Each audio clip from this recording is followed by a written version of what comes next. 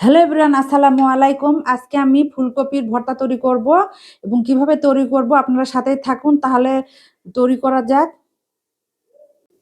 এখন দিব মরিচ, শুকনা মরিচটা ভেজে নিব, একটু সামান্য একটু তেল দিব।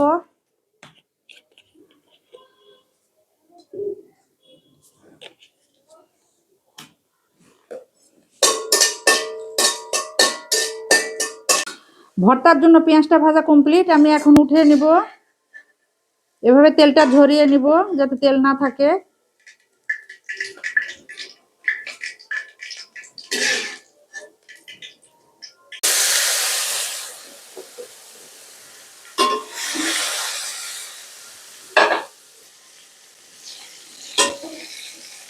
এভাবে করে তেলে ভেজে নিব, এক পাশ হলে আর এক পাশে উল্টিয়ে দিব।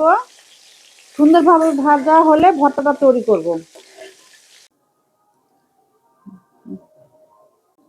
এখন ভর্তাটা তৈরি করব। প্রথমে আমি লবণ নিব, লবণ দিয়ে মরিচটা ভেঙে নিব।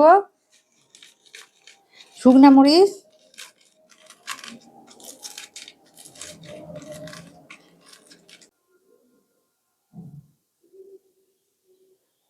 ভর্তা আমার রেডি, এখন আমি খাবো।